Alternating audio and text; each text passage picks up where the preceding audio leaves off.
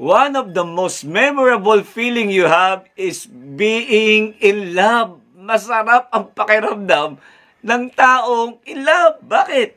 You think in love, you talk in love, you act in love. Amen? Lahat tungkol sa pag-ibig. Even the inconsiderate, yung taong walang pake, nagbabago kapag nagmahal. Amen? Because one of the most remarkable and best thing that happened to us, tandaan nyo, pag nalaglag ang ating puso sa pag-ibig, lalo na when we fall in love with our God. Hallelujah!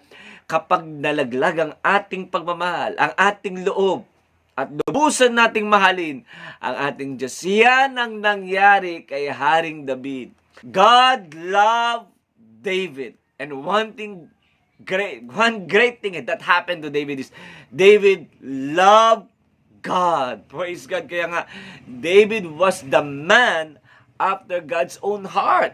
Isang taong malapit sa puso ng Panginoon. David will rather to stay in the presence of God than 1,000 years in different places. Ganun ang puso ni David sa Diyos. Even David praised the Lord 7 times a day. Imagine that. 7 times a day. He danced to the Lord kahit sabi nila nakakahiya, hari siya. Amen. Even his wife persecuted him, but David kept on dancing and praising God because he knew that he is in love with God. In short, David is in love with God. Kaya today, we will learn the attitudes toward falling in love with God. Paano ba nating madedevelop yung pagmamahal natin sa Diyos? Amen? So, ang topic natin today is in love with God. This is Pastor Jay Nuselo greeting you in this blessed day. And before we continue, let's open our scripture. Okay, napakaganda. Sa kwento ng buhay ni David, sa unang Samuel, okay, chapter 23, verse 1 onwards. Basahin natin ito. Sabi ng scripture dito sa unang Samuel, 1 Samuel, dumating ang araw na sinalakay ng isang pangkat ng mga Pilisteo ang Keilah at sinamsam ang trigo sa giikan. Nalaman ito ni David, kaya siya'y sumaguni kay Yahweh. Lalabanan ko po ba ang mga Pilisteyong ito? Oo, sagot ni Yahweh. Labanan mo sila at iligtas mo ang Keilah.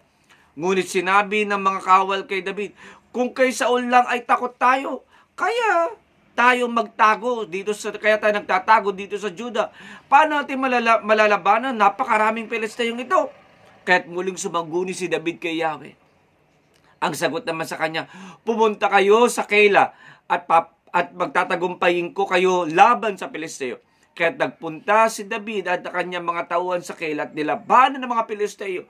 Marami silang napatay sa mga ito. Sinamsam nila ang mga kawan at nailigtas ni David ang bayan ng Keilah. Praise God. So let's pray. Father God in heaven, thank you for being with us, Lord. And we pray, ma-develop sa amin ang puso mapagmahal. Hindi sa sarili namin, hindi meron lang sa mundo, kundi pagmamahal para sa iyo.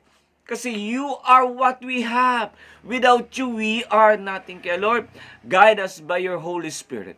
And let this message, Lord, touch us. That we may learn the attitude of falling in love with you. We love you, Lord. In Jesus' name, Amen. Sabi ko nga sa inyo, isa sa pinakamasarap na feeling ay umibig. Hallelujah. Kaya sa tao pa lang yan. What more when you fall in love with God? Amen? Iba na. Ibang level. Kaya nga today we will learn the attitudes. Ano ba mga magandang attitudes toward falling in love with God? Being in love with God.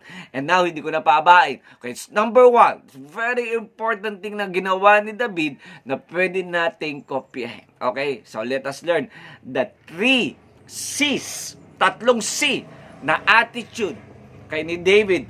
Okay, na pinakita niya towards falling in love with God. This is the first C. Okay, first C is consult. Okay? It's communication.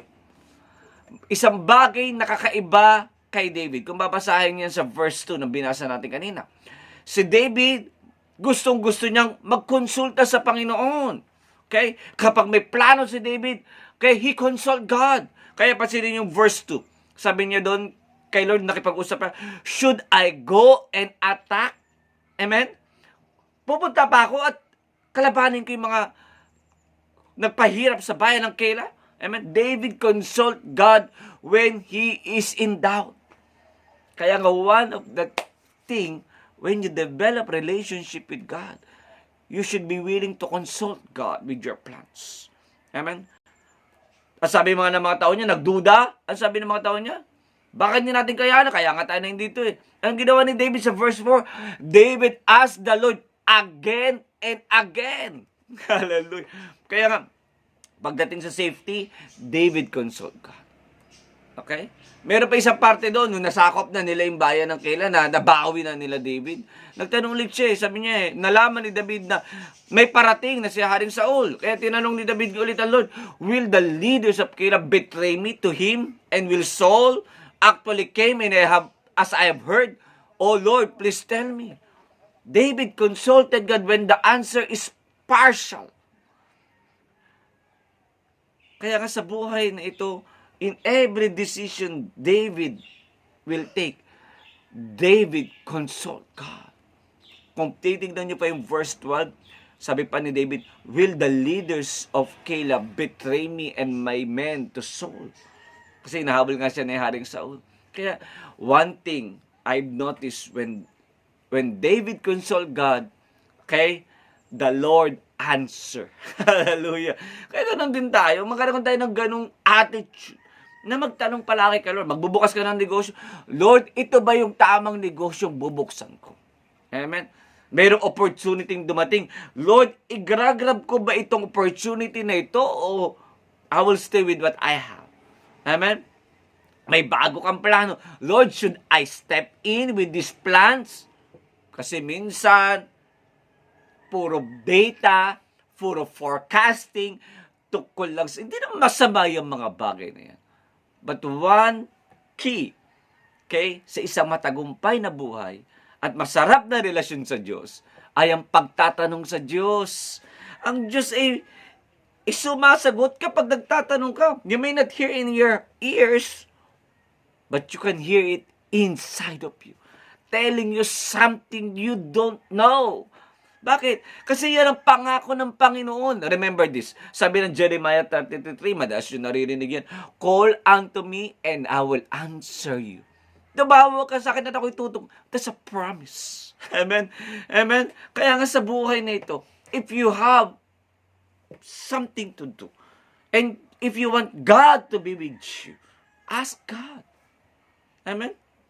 Pasinin niyo, another pa to. God is sincere with his love, and David loved God so much. So, sabi nga ng Matthew chapter 7, ask and you shall receive. Kaya ang susi sa masarap na relasyon sa Diyos, it needs communication. Okay? You consult God, that's see. Amen? You ask God.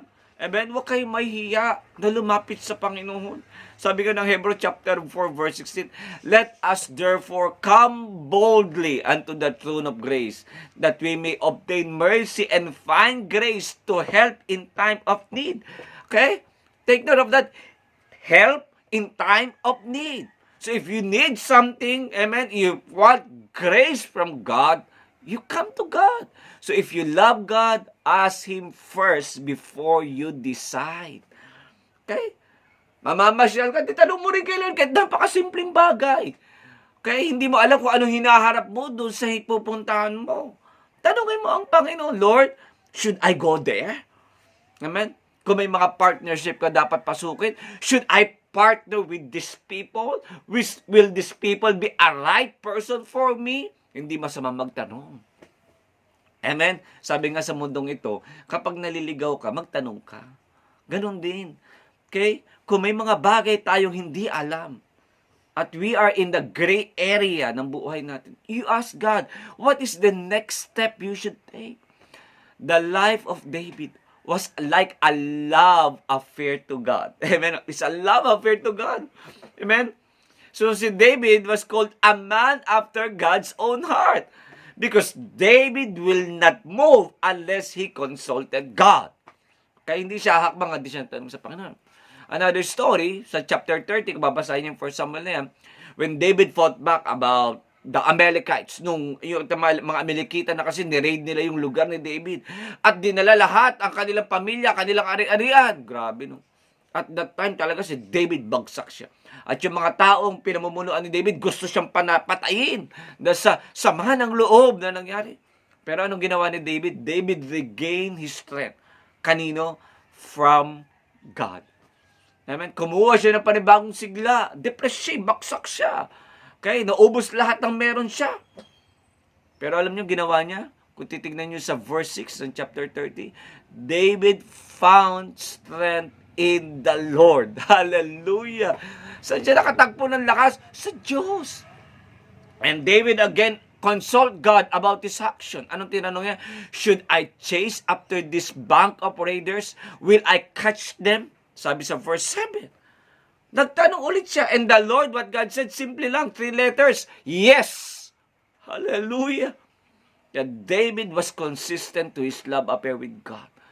He was consistent in his consultations to God. His communication to God. Kapag may gagawin siyang mahalaga, he asked God. Amen? Kaya this time, si David was a warrior. Okay? Nagbago ba siya nung naging hari siya? Ayan, panahon na yung kinikwento ko siya. Warrior pa lang siya dyan. Amen? Hindi siya hari. But nagbago ba siya nung siya naging hari na? No! Sa 2 Samuel chapter 5 verse 17, okay, David will conquer the Philistines. Amen? And the Philistines will fight against him at the valley of Raphaim. Okay? Before the fight, okay, titignan ninyo yan, bago mag-ang laban, okay, sa 2 Samuel chapter 5, bago ang laban, may ginawa si David. King David again asked God. Sabi ni David kay Lord, should I go out to fight the Philistines? Will you hand them over to me? Sa verse 19. And again, the Lord says, 3 letters again. And God said, yes. God is also consistent when you ask. He answers. Kaya mga, take note of this. Even the strategy King David, okay, na ginamit niya para labanan ng mga Philistines na yan, galing din sa Lord.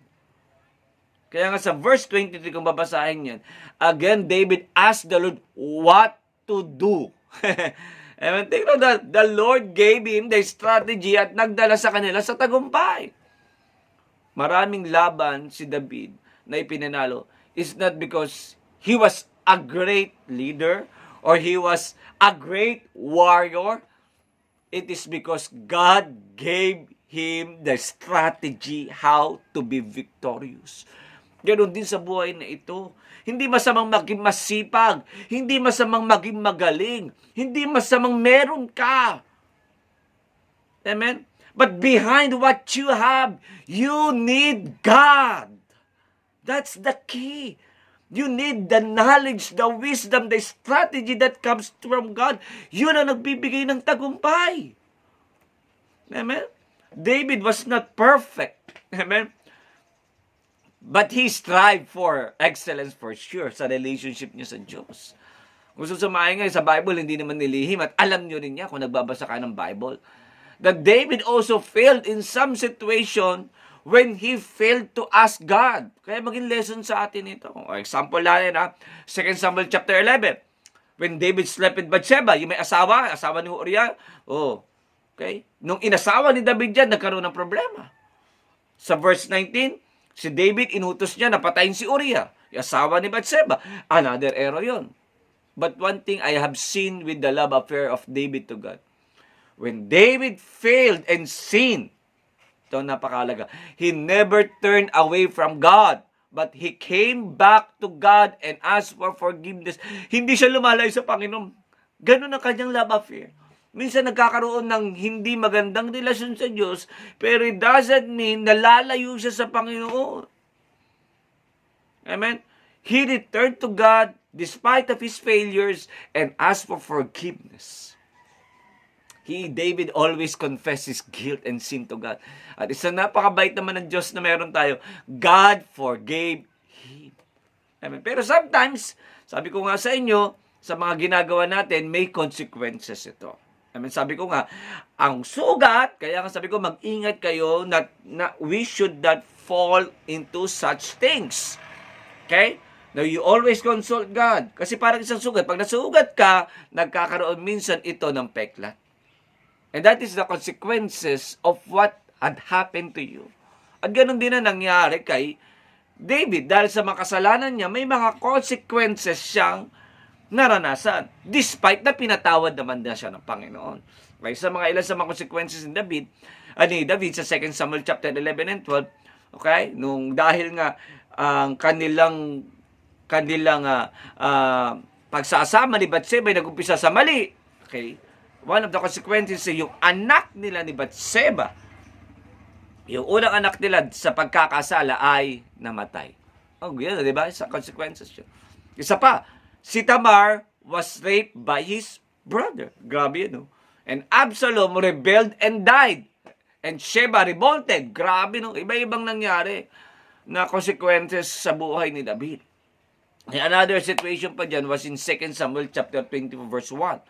When David did not consult God about the census of Israel that time. Kaya dahil gusto lang niya malaman ang bilang ng Israel, pinabilang niya. Nagpa-census siya. Ang masakit dito, hindi siya nagtanong sa Panginoon kung gusto niya. And 70,000 died. So let us learn from the error of David. Mali yun eh. Kaya alam din natin. So, let us make it a point to consult God always. Okay? Kung gusto niyo yung madaling daan, konsulta ka sa Panginoon. Kung gusto mo sarili mo umasa, yan lang talaga. Kaya you take the consequences of your actions.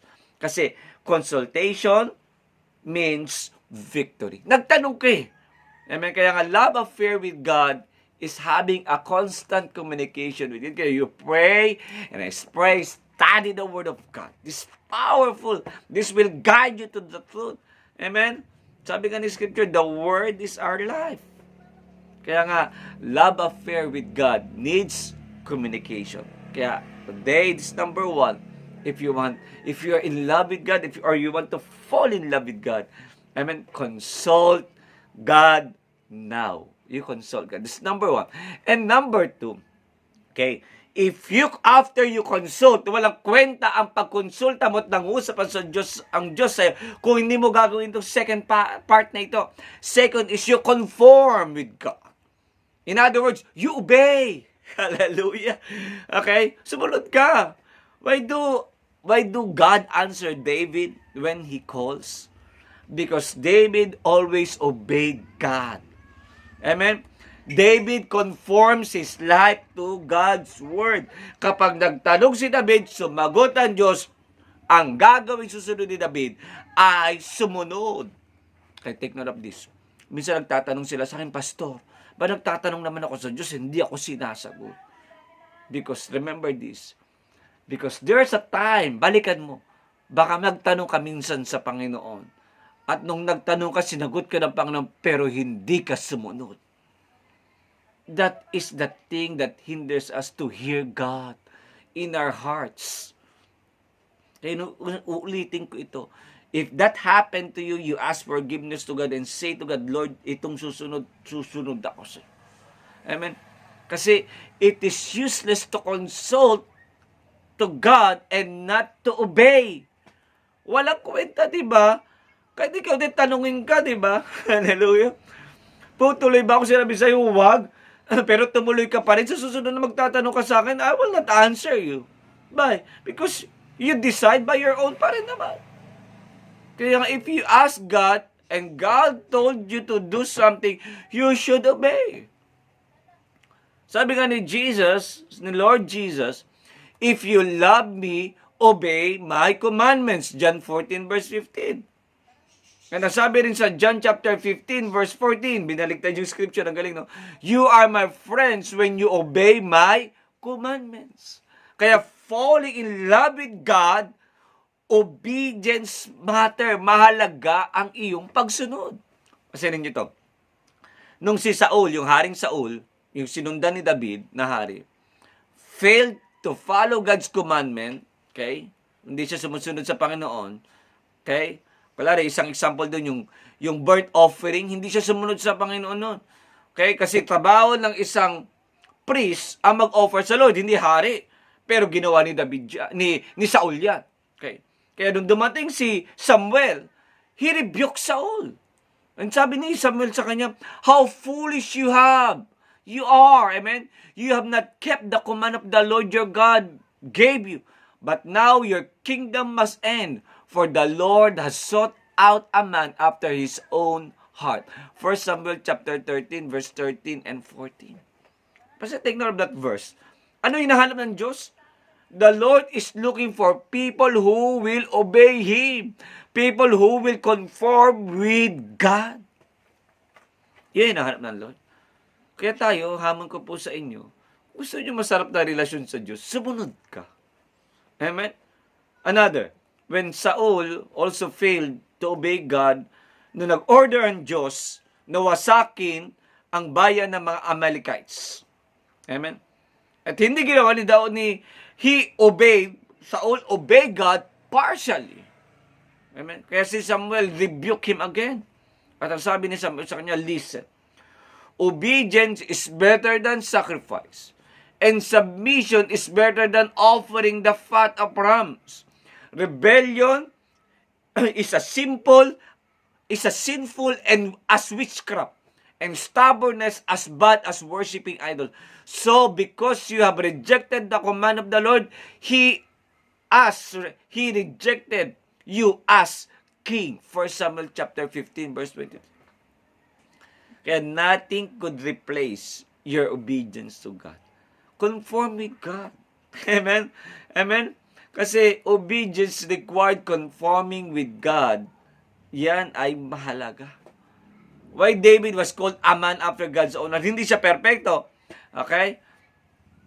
Hindi dahil siya isang great man o great warrior. Isa lang alam ni David.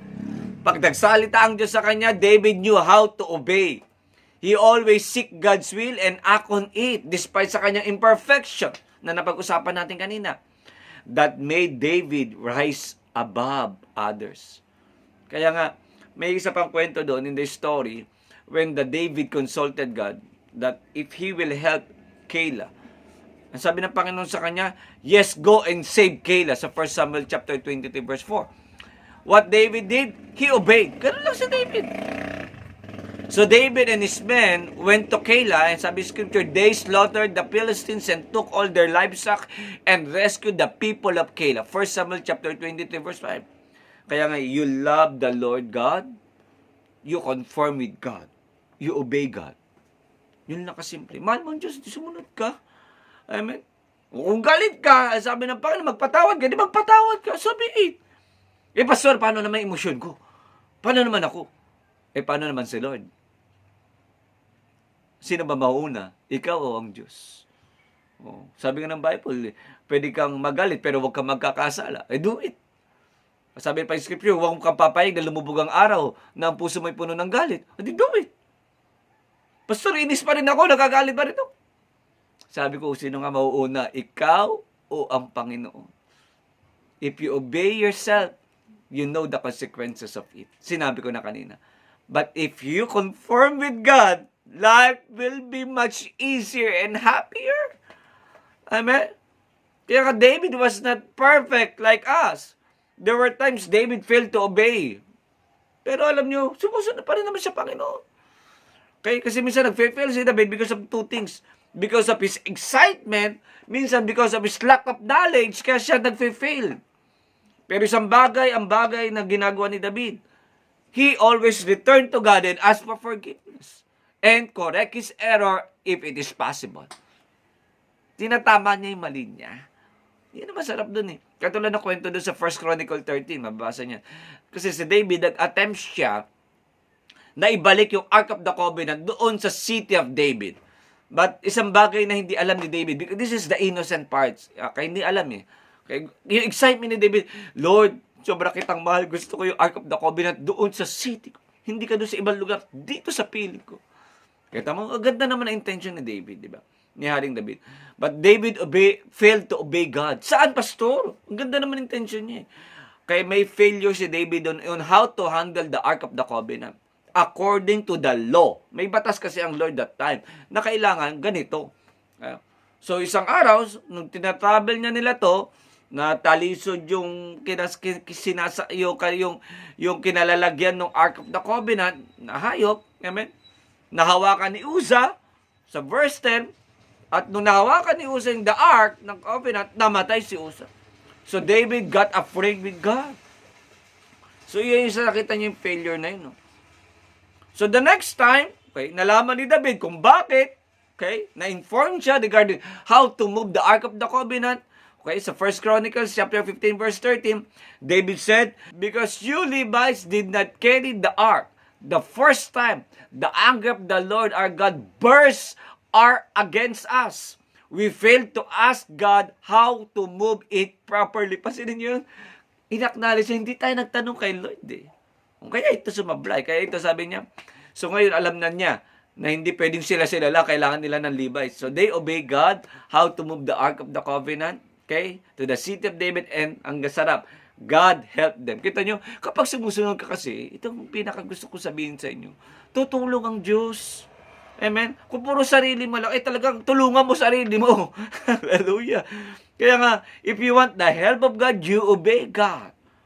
Same with blessings, same with opportunities, same with your businesses, same with your plans. Gusto mo ng tulong ng Lord? Sumunod ka sa Panginoon. Kung ayaw mo sumunod sa paraan ng Panginoon, tulungan mo sarili mo. Mahirap yun. Amen? Ang sabi nga ng scripture dyan, and because God was clearly helping the Levites as they carried the Ark of the Lord's Covenant, they sacrificed 7 bulls, 7 rams. Grabe na tumulong ang Panginoon.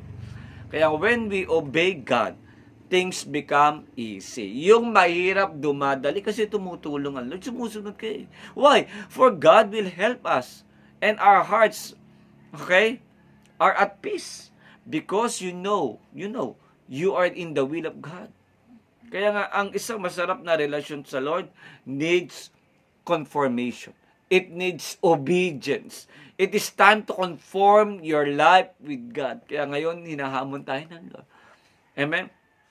You consult God. And second is you conform with God. Amen? You obey God. And the last C, amen? Okay, the last C for a wonderful relationship with God, fall in love with God again and again, is last C is confidence. You consult God, you conform God, and have confidence with God. In other words, with confidence, sa babasa niyo sa verse 3, it's about faith. One indispensable attitude of having a love affair with God, amen, is faith. Pinakamahalaga yan. You need to have confidence with God. Isa yan. Sabi nga ng Hebrew 11:6, and it is impossible to please God without faith. Imposible raw malugod ang Diyos pag walang pananampalataya. Kaya ikaw, amen, if you're in love with God, you should have faith with God. Parang tayo. Amen? Kung in love ka sa asawa mo, you should have trusted him or trusted her. Amen? Why David is a man before God's own heart? Because David has faith. He always believed God, amen, will make a way sa buhay niya. He has confidence that God will do what He has said. Yun eh. Katulad doon sa story binabasa natin, doon sa verse 3. Kaya nung nagtanong siya kay God about what we will do, kaya kung tutuloy ba siya, sabi ng Panginoon, go and save Keilah. And David men were afraid. And certainly do not want to go to Keilah and fight the whole army of the Philistines. But David responded differently. Iba. When his people don't want to fight, he returned to God and asked God once again about the issue. Amen. Sinabi niya ulit sa Lord, Lord, lalaban mo talaga kami. And God said, go down to Keilah, for I will help you to conquer the Philistines, sa verse 4. So despite his army natakot, David obeyed God and gone to Keilah and fight Philistines. Why? Bakit? It is because of faith. He has confidence to what God has said. May kopya siya kaya ganun din. Kung may sinabi, Lord, so be it. pagtapos ng laban. Kaya David believed God. And that, amen, that God will do what He said. Kaya kasabi ng Habakkuk chapter 2 verse 4, but the just shall live by his faith. That's how it works. Yung mga tauhan, the men of David were afraid. So, totoo lang, David may also be afraid. Kaya nga sila nandun sa wilderness kasi nga nagtatago sila laban kay Haring Saul. But David chooses not to stand in his motions, but rather put his confidence to God. Okay, when God said, go and I will help you. Okay, it is enough. Okay, words na sinasabi, God will help them to destroy. Amen? All those fears and walk by faith in the love of God. Praise God. Kaya nga, if you're in love with God, okay, building that love affair with God, mahalaga ang pananampalataya. Mahalaga ang faith. Mahalaga ang confidence. Amen? To build a great relationship, we need to build our confidence to God. Kumpiyansa ka. Amen? Kaya nga pansin nyo isang relasyon, pag puro selos, hindi ang gulo. Because you don't develop the word confidence, trust. Same sa Panginoon. If you want a wonderful relationship with God, you need to develop your confidence to God. Kaya nga David always believed that God is always true to His words. Ganun yan. Kaya katulad yan sinabi Scripture, anyone who trusts in Him will never be disgraced. Romans chapter 10 verse 11. Liwanag, sino na magtiwala sa Diyos? Di ba papaya? Bakit kanino ka pa magtitiwala? So it is confusing to say na mahal mo ang Panginoon pero hindi ka nagtitiwala sa Kanya. Kalokohan yun. Amen? Mahal mo isang tao pero hindi ka nagtitiwala sa Kanya. Kalokohan din yun. So you love God, you believe God. Amen? Remember 1 Samuel chapter 16. When David was anointed king of Israel by Samuel because King Saul did not obey God, just sa verse 12. Amen? King Saul was the current king that time. Okay? Pero isa napakalaga, inanoint na ng Panginoon si David na maging hari. But one thing David did, David never forced himself to be king. After he was anointed. Di ba? Ako na yung hari. Inanoint na ako. Di ako na yung hari. May hari pa. Hindi niya finurse ang sarili niya, umalis ka dyan. Haring Saul, ako ang maging hari. Why? Okay? David never forced himself to be king. Because of faith. David has confidence in God. Amen? That God has a time for everything. He did not need to force things to happen. But just believe God to make His ways sa buhay niya. Okay? Pasinin nyo, anong kwento ni David? Ang dami niyang chance na pwede maging hari. David worked as harp player for King Saul. Kapag nadidepress si Haring Saul, si David ang tagatugtog na kanyang harpa. Okay? He can kill Saul that time. Amen? And be the king. But he did not do it. 1 Samuel chapter 16 verse 17 and 18. Isa pa, David fought Goliath by God's power and won. Okay? He could put himself to be king because of his popularity that time. Pero he did not do it. 1 Samuel chapter 17. Amen? King Saul became jealous sa David. Pinagtangkaan niyang patayin si David. Many times habang nagtutugtog siya ng harp. But David did not fight back. Pwede siya lumaban pabalik at patayin si Saul. Pero David did not do it. Okay?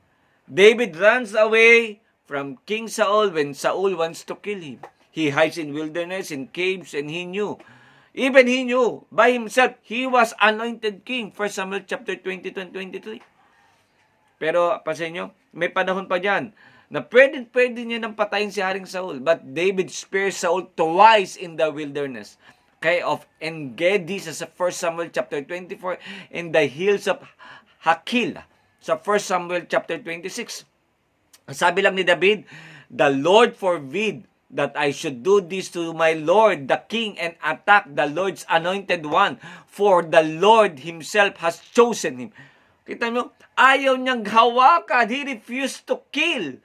Amen? Okay? And even replace, amen, King Saul. Okay? Kahit linagay na siya ng Panginoon sa place, okay, ng power, okay, to kill. Nandun na siya, pwede niyang patayin. Pero sabi lang niya, hindi niya papayag, okay, napatayin yung anointed ng Panginoon. That's how He honors anointed people. Kaya this is a learning process sa atin yan. Okay? That do not touch the anointed one. David show it. Amen. See, the heart of David, he never forced himself to be king.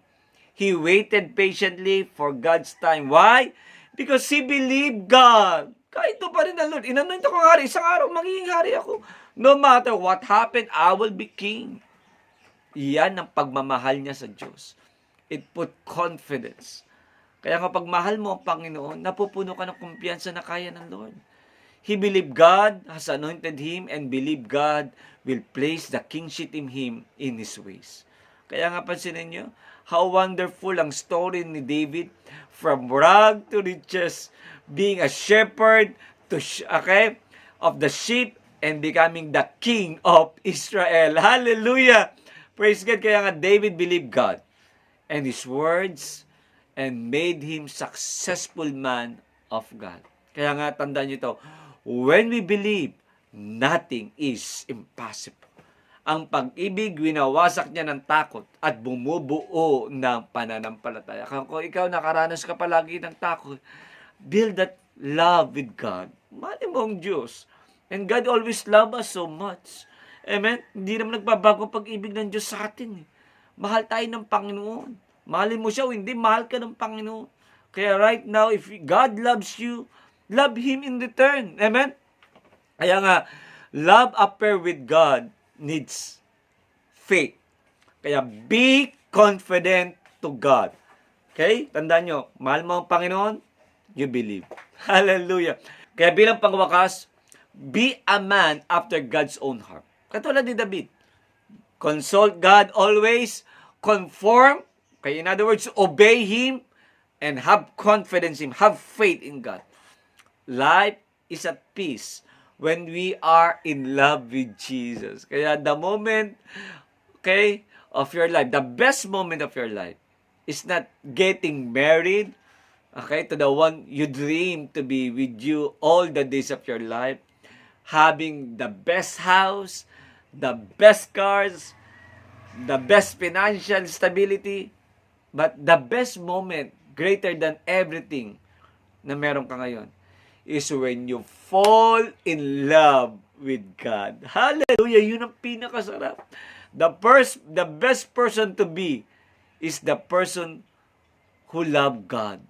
Kaya nga, today, let it be you. Hallelujah! Ikaw na yun.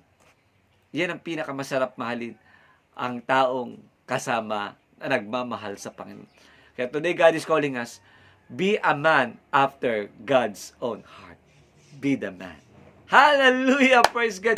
Today, we will not end this broadcast without giving you this opportunity.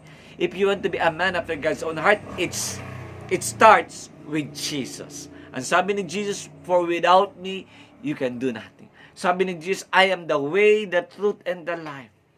He is the life. And if you want to start a great life to God, God is calling you to accept Jesus in your life. Today, if you want to accept Jesus in your life, sige, pumikit ka at sumunod ka sa miksing panalangin ito na parang ikaw nag-pray. Sabi mo, Lord Jesus, today, I ask you forgiveness for all my sins. Cleanse me from all my iniquities. Lord Jesus, I accept you as my Lord and my Savior. Be with me forever. Guide me, and I love you.